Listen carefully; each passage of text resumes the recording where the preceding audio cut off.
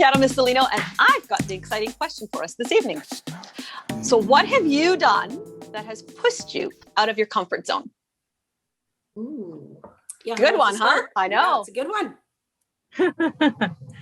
Adrian, what comes to mind? Skydiving.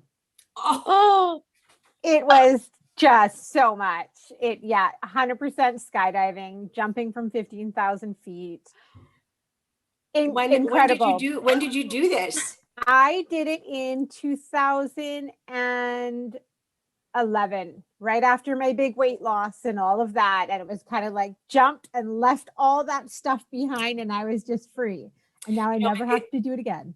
Sorry, it's funny. I was gonna. It's not a joke, but I know this is not a joke because breaking someone's back is not a joke. But I was gonna say that's not how you broke your back, right? No. I know it wasn't. I know it wasn't. I was just like, do I say it? Do I not say it? Anyway, skydiving. Oh my gosh. I am not a thrill seeker by any means. I don't want to go on roller coasters. I think for me, it's more business oriented. What have I done? And the more and more I put myself sort of out there and doing speaking engagements. I mean, obviously it's COVID times, but I had my own sort of show called Catching Up with Kathy. And, I was on radio a little bit. And then I just started putting myself out there and being like, hey, does anyone want me to moderate their next event? Do you need an MC? And, I would be scared shitless all the time. And I'm like, what the hell, man? I'm not a professional, but yet they're hiring me. Okay. And so I would go there with butterflies and just have all my shit together. Cause the main thing is being organized, right? You have to be organized. And so I think every time I do it, it does get me still have the butterflies, but at the same time, it still feels great. My best thing was my son and I emceed a huge event in the Tri-Cities together. So that was really amazing. And he really actually picked up the slack, which was fantastic. So that for me is just always trying to better yourself, always trying to do the next thing, because I feel like if we're not going out of our comfort zones all the time, then I don't feel that we're growing. So that's my 2 cents worth. Yeah, for me, it's more of public speaking. I don't like it. So that's why when I was invited to join this amazing group, I'm like, yeah, sure, I'm going to join it, because I have to bring myself more out there so I can learn and grow. So I remember the first time I did public speaking, I almost threw up. I was so nervous. I don't even know what I was saying. And usually when I'm very nervous, my African accent really comes out strong, right? And I feel like I'm gonna pee my pants. It's so crazy. So whenever I have an opportunity like this, I like to take advantage of this type of opportunity, so I can learn more. That's lovely. That's thank you for speaking from your heart. That's lovely.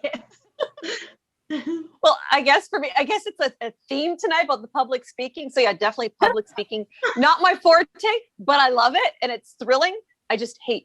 I'm really nervous doing it. So doing the chat, doing public speaking, but I think recently more work, I'm doing videos online with trying to get myself out there and visible, but it's hard because I don't like the attention. Does that sound, the attention of that it could or may not come, good or bad. So I guess it would be kind of, I think being in public, and being center of attention. How about you, Julie? Well, I guess I'm a little bit of a weirdo because that doesn't scare me in the slightest. I would, even when I was a child, ask to go into other classes so that I could speak in front of everyone. So I'm a little weird in that respect. But I would say the scariest the thing that scared me the most, that's, stepped me out of my comfort zone, was when I moved to Italy, and I didn't speak the language and I didn't know anybody there. And I just moved there because I always wanted to live there. So that was terrifying, but it was amazing how much I was able to grow. And I wouldn't change it for anything. So what did you guys learn from those boundaries that you pushed? What was one thing that you took away from doing that? For me, I can do it. I think we're our worst critics. We're our worst critics. We think that we're not where we are. And if we weren't, we wouldn't be hired. I know, Julie, you do your podcast, so you're always speaking, whether people see you or they don't, but you're on YouTube as well. And so it's just one of those things. And it's a bit of a theme outside of skydiving. I love skydiving in public. I'm like the same one. Let me come into your class and teach. I want to stand up and I want everybody to listen. Well, I'm glad you That's so true. skydove. I'm glad. But you know what? That looks like it's a wrap, you guys. That was awesome.